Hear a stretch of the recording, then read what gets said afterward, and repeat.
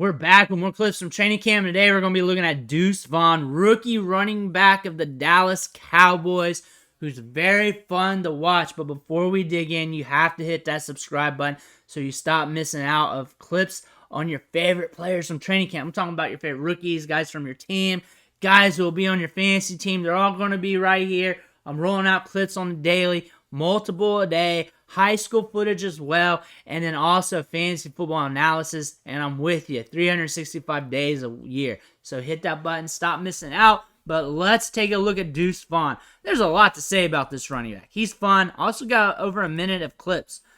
Thing about him, outside the obvious, this guy's got swift feet, good balance. Look at the spin move there. And very quick and agile. Everyone's going to point out to the size. I already did a video on that. I mean, we know. The thing about this, the one thing for NFL functionality standpoints, this gives you a changeup.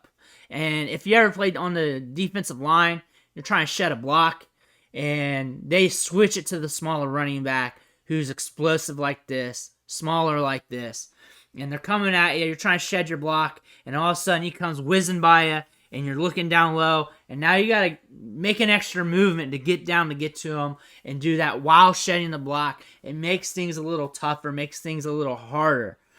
And that's something he could provide for this team. Also, his work in the passing game is very good. We saw that Kansas State owned a large market share for a running back of the team's passing game.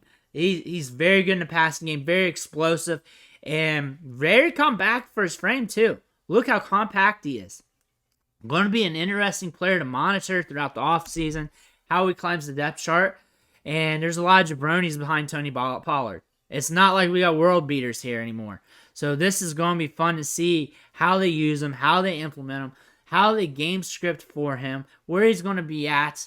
Watching the highlights here, I'm going to have another package here soon because he is getting notarized all day long, every day. Every practice, something comes out on him. Every practice, something comes out on him.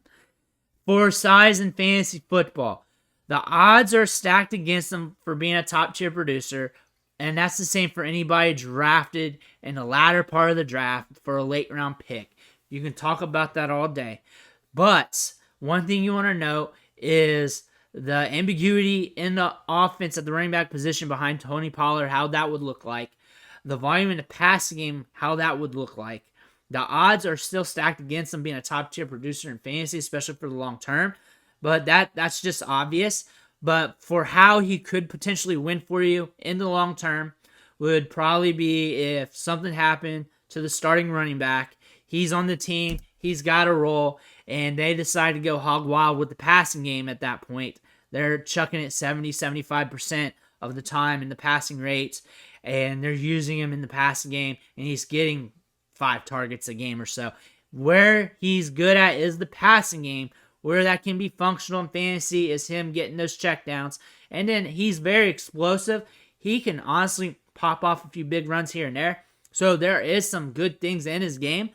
You're not really banking on it. 1, he's a backup. 2, we get it. Late round pick, undersized.